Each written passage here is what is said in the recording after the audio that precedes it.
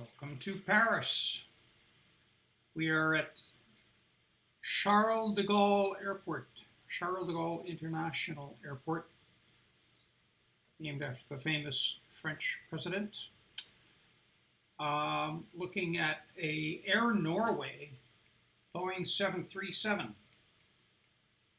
This is the Zibo, of course. Rather interesting livery. I've never seen an air livery quite like this. It's rather interesting with its red nose and a little band of black, and then pictured on the tail is Karin Larsson, the daughter of Carl Larsson, the famous Swedish artist. And I can tell you a long story about Carl Larsson, but I won't bother you with that right now. What we're going to do today is fly the Zibo. This is, in fact, the latest and the greatest, version 3.34 1.20, RC 1.20, I think it is. Just downloaded it today. So we'll see if there's any visible changes. A lot of them are invisible. Just code fixes, basically what he does. So we're going to fly this down to, from here in Paris down to Milano. And in order to get started, well, before I get started even, I'll mention a couple of things that I want to focus on today. The one thing I want to focus on is the scenery, because I downloaded some interesting scenery that I will show you a little while later as we start to fly over the Alps. And the second thing that we'll take a look at is the Navigraph Charts app. I subscribe to Navigraph Charts, and that was because I kind of had a yen to fly in Europe. And when you fly in Europe, you really have to have access to Jeppesen charts. Well, there's no better access to Jeppesen charts than Navigraph. They've got every single chart for over 6,800 airports in the world. And it's all accessible through this handy app, which I will show you. But before we look at apps, let's load the aircraft, and we'll hit the G key to do that. And that brings up our little jar widget here. We don't need a power generator. We've already got one from the aircraft, so we'll go ahead and put in a catering truck, baggage handler, fuel truck, and maybe another catering truck back in the stern of the aircraft. So we'll say drive up to all of that. And in this version, in the Airbus, they open the doors automatically. In this, they do not. So we'll have to open some doors, and we can do that with some keys up here. And there they go.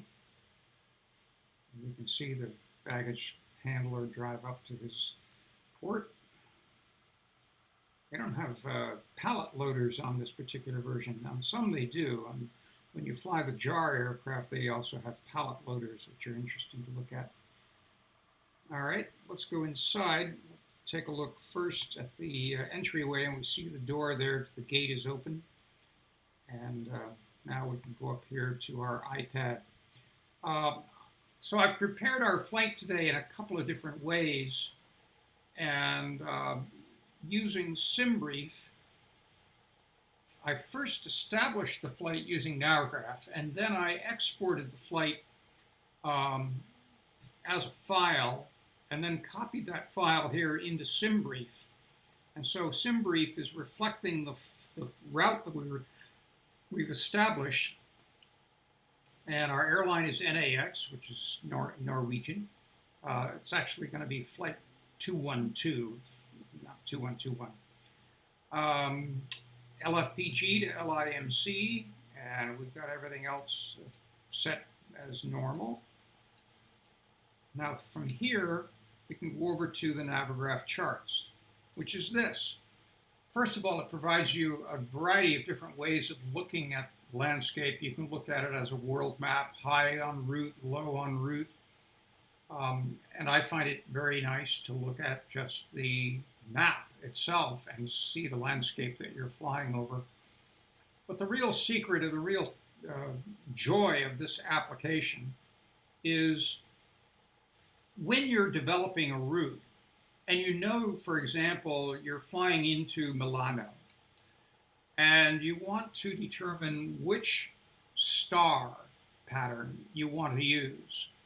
Well, all you need to do is, well, first of all, lower this part of the screen, and here's your destination.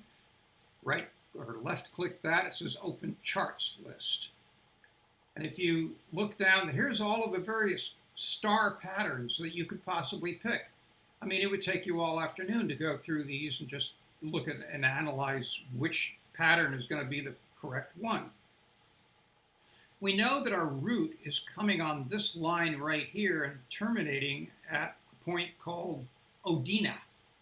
So what we need to do is find a star that is close to that.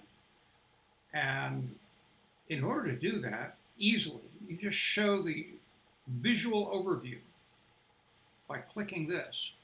And all of a sudden, you now are looking at every star pattern going into Milano. You can zoom in, zoom out. And so there are a bunch of them. I mean, we could do this one here, Odin 1U, which is interesting. The one that we picked is different. It's this green one down here, which I believe is Odin. Whoops, nope, that's a different one. We didn't pick that. We picked this green one. Anyway, let's get out of that. Yeah, the one we picked is this guy here, which is Odin 1G, ODIN 1G. That's what's in our route. Now you get all done with that and other factors. You can move waypoints around. You can add waypoints, take them away, anything you want, pretty much. You get all done with that. You can go up here to Flights and go to Export. And within Export, you've got XPlane FMS, and you can copy the route to a clipboard. So you can do that and bring it back over to SimBrief, which is what I did. And I pasted the route into SimBrief, and there it is. You can do the same thing with SkyVector. So it's a beautiful application. The only downside is it costs about 80 bucks US, maybe a little more in euros. But what you get is really quite phenomenal. I don't know anybody who can really use charts for over 6,800 airports. But if you can use that, then this is definitely the app for you. And those of you who live in Europe or overseas that don't live in the United States, who do fly a lot in international airports and do have great reason to have access to the Jepson chart family, this is a terrific application. So it's the Navigraph Charts subscription and then the Navigraph Charts app, which is what this is, which comes with the subscription. You're subscribing to all those airports and you're using the app to access them and manipulate them. Let's just go to legs and we'll look for any discontinuities. There may be some in between some of the sections of the flight. For example, here at Odina, we'll just copy that and paste it there in place of the discontinuity. And it's such a short distance that there's no need to put any intermediate waypoints in that section, as there might be. So then we can curse down just a little bit further. You see our route coming down here. The airport is right over in this vicinity. We're going to be coming down here and making a right-hand turn and then coming back up to Inler and from Inler on into runway 35 left, ILS. Now the last thing we want to do here is check that airport landing 35 left, and we'll get rid of this by just hitting the X here. We'll go to LIMC and open charts list. And I'm interested in the chart for the landing, which is APP. It's not an approach. That's what you might think. The approach is really star. But APP is the runway you're going to be using, and we're using runway 35 left. And I believe it's the Z version of that, ILS. So we'll tap on that. There's our chart. And first off, we want to indicate that the point of access or acquisition, if you will, of our locator and glide slope should be at an altitude of about 3,000 feet. So that's our acquisition altitude, our target altitude for landing. Our minimums is indicated here as a DA, or designated altitude, minimum designated altitude, 444 or 1140. I'm not certain which is which here. Someone can educate me on this. Perhaps my buddy Brad can tell me exactly how this is construed. So I'm going to go ahead and consider something like 1200 as a minimums altitude. So 3,000 for acquisition minimums, 1200. And the last thing is our locator frequency and final approach course. So the first thing I want to come back down here for is to look at our radios, and our locator frequency is going to be 109.10, and that's in fact what is now posted in the active side of our nav radio, so we're good there. So now we've got engines 1 and 2 started, or in the process.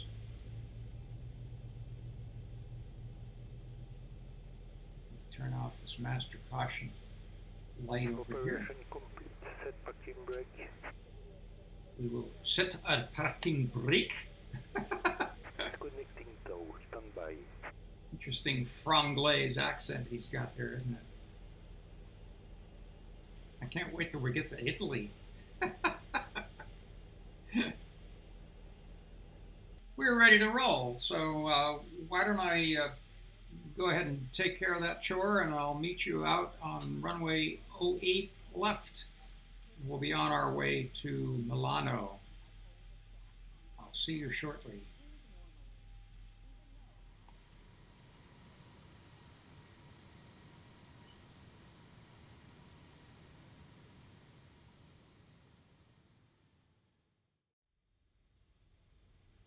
All right, it looks like we've got an Air France flight ahead of us here.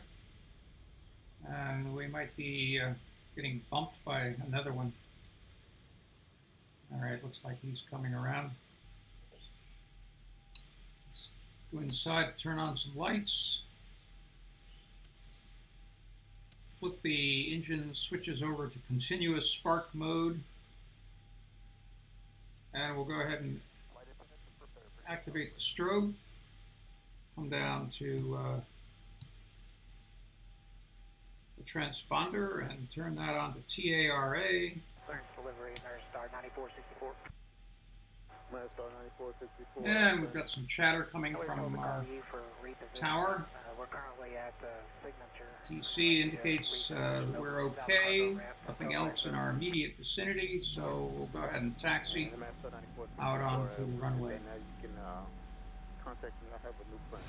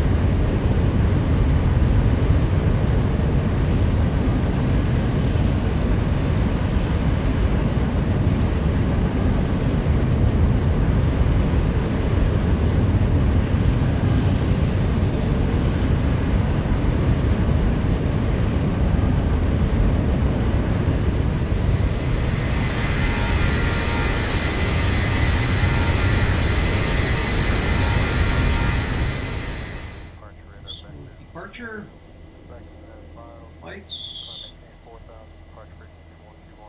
400.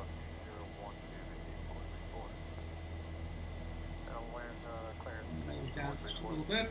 The D434 and then clear. And activate autopilot. Hereby reach back, I'll set some confirmation check. Affirmative, I did. Brakes come off, RTO.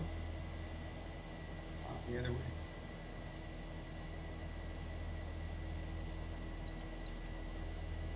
First notch of flaps. And number 2. And lastly, position 0.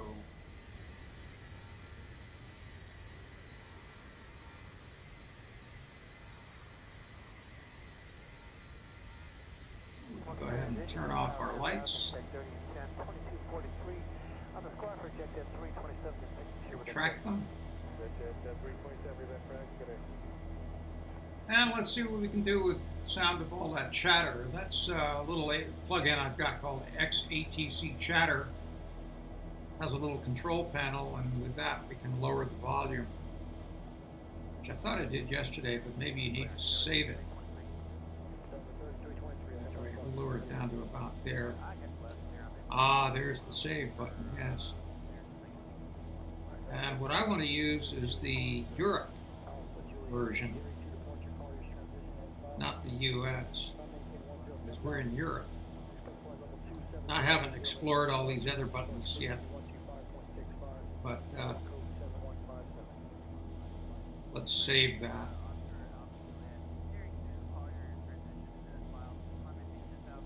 And I can activate that with a keyboard key, so it's kind of fun. Gives us a little measure of reality, a little sense of being in an actual aircraft, hearing some of that ATC chatter going on. Looking over here, I see on our ND we've got a yellow fuel indication, meaning we've gone ahead and used up our center fuel pumps, or maybe it is. Yeah, the problem is I didn't have them on. Okay, that's the problem. So we'll go ahead and turn those on. Now it's white, and we'll go ahead and use up some of the fuel from the center tanks. Usually you see a warning of that. It was probably there, I just didn't see it because I was preoccupied with other things, but it's okay.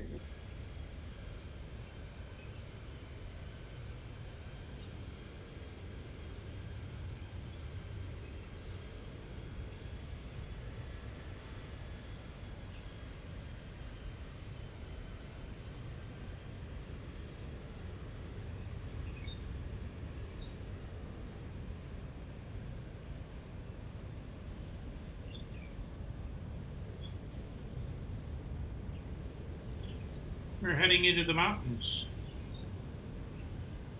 into the Alps. Just passing over the southern region of Burgundy right now. Smell it from here.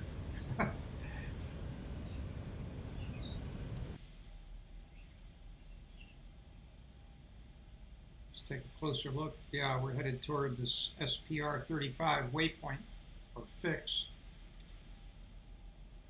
which is about 60 miles away from us, but it'll get better and better as we get closer. This white shape you see in front of us here is Mont Blanc.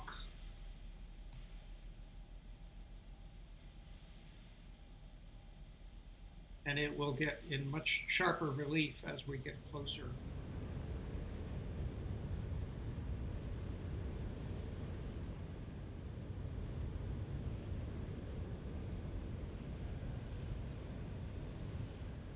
So there is Mont Blanc, and down below the village of Chamonix. And I think this clearing area right here is probably where the Teleférique starts. Tramway that goes up this valley and up to maybe this point right here called Aile du Midi. I don't know if we can actually see the tram. We can give it a try. Hard to tell. Looks like an indication of some roads here. I'm not sure there are any real roads there. The restaurant I visited was right up in this vicinity, or maybe no, yeah, it was right up in here, I think. or maybe it was down in this valley. I don't know. It was about 40 years ago. It's quite a while. Anyway, it's a beautiful area. These are all glaciers. There's glaciers up here near the summit of Mont Blanc.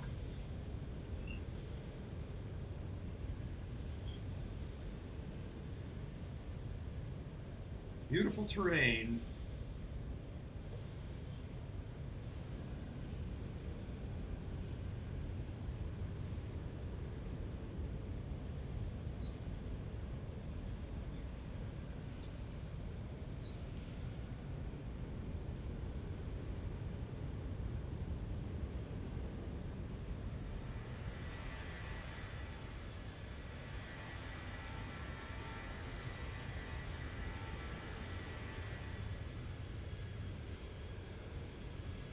Back over the valley.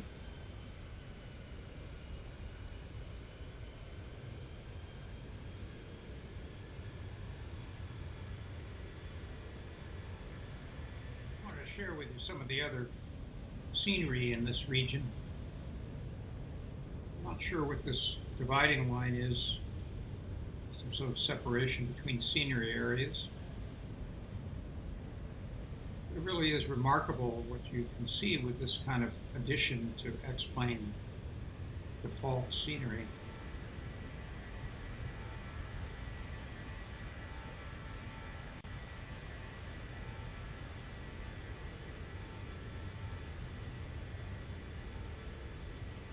These are real rocks and real snow.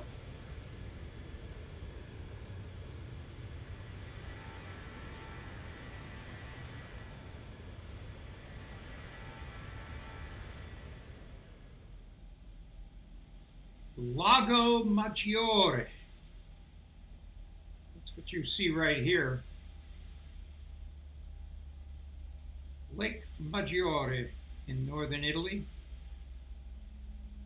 We're going to make a right-hand turn not too far from here and we'll fly right over the lake. We are now on our descent, indicated here on the MFD. Altitude is dropping at a rate of 3,400 feet per minute.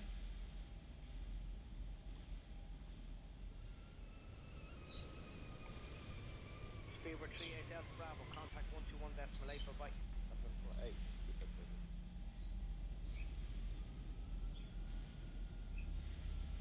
Delivery, good morning, Jersey 6 Mike Echo Dash 8 Delta Delivery United 22 Heavy at 402 Charlie. United 22 Heavy, pass your message. Yeah, we should be ready in about 4 or 5 minutes, I think. United 22 Heavy, roger, airborne frequency 135.650. Go ahead and arm our approach so that that system is able to detect and latch onto the locator and glide slope, provided we're at a proper altitude. Right now I don't see any bugs indicating if we're above or below it. I'm going to go ahead and implement flaps a little bit, see if we can reduce our speed further, which it does.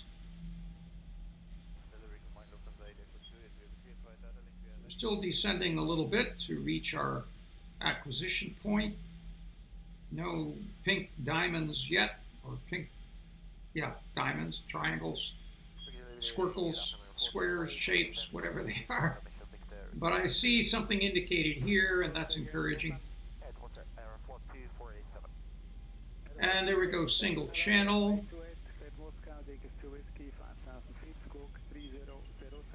When we get a glide slope here, we'll go ahead and switch over to Command 2, or at least add that to the mix so that we have both systems operating properly.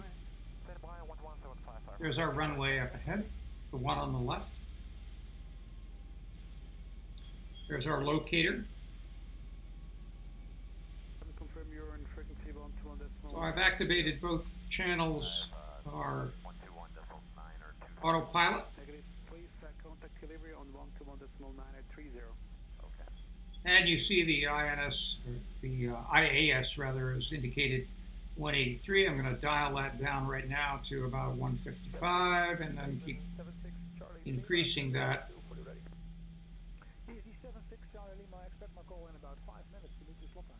as we progress. I'm going to go ahead and increase flaps a couple of notches.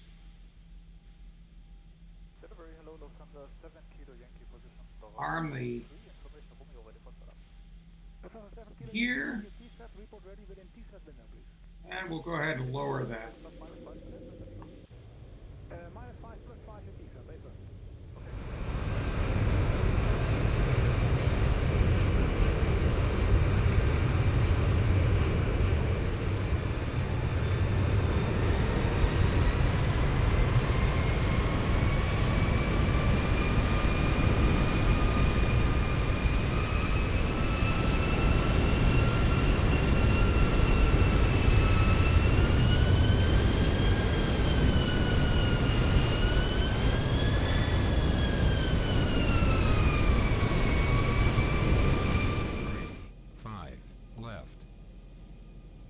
Good shape.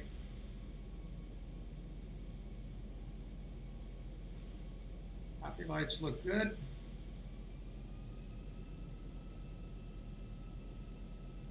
Good morning, GNMH 233. 500. Good morning, GNMH 233. 400. GNMH 233, clear to Delhi. RM to Sierra departure, runway 24, score 300. 0150. Roger, McLean to New Delhi, RM 233. Nice. Runway 24, score for departure 0150. Thank you, GNMH 233. GNMH 233, correct.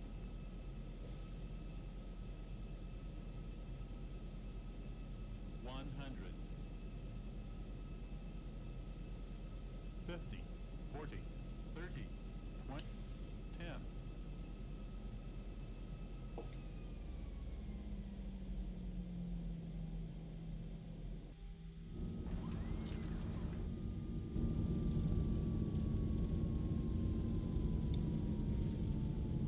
Pretty smooth.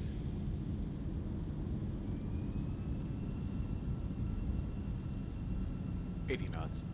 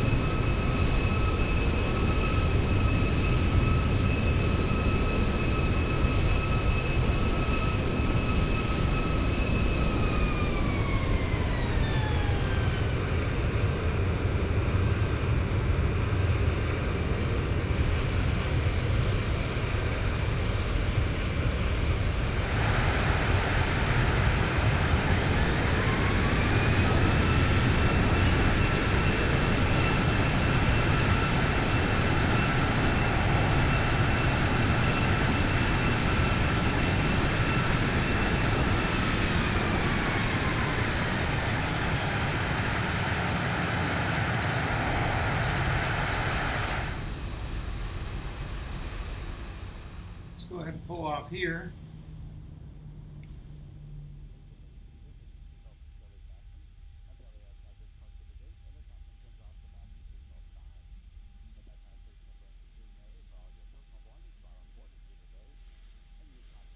Put off the lights so we don't blind this poor guy.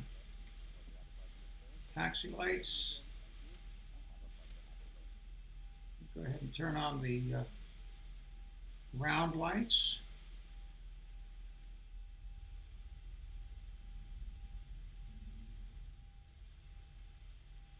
Alrighty. Come to a stop. Turn off the lights. We turn on the and here come the stairs.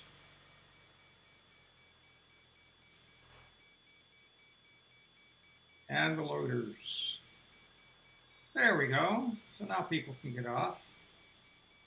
So it's been a fun trip through the Alps, through some spectacular scenery on NorwegianAir.com. Glad you could join me today for this flight. Every time I do these flights in the Zibo, something has changed, something's a little different. I hope you appreciated some of the detail that went into that. And if there's any questions you have about how to set this up, how to activate things, how that little plug-in I showed you, which is called XATC Chatter, how that works. I can let you know that. There's other things going on here that I didn't really get into in this video, but if you want to see anything, if you want me to do any flights or flights in any particular aircraft in any particular location, be sure to let me know in the comments below. Always appreciated, always interested in what folks have to say about what they see here, and if they have suggestions for how to improve it. So thanks a lot. This is Steve, your desk-bound aviator. See you soon. Arrivederci.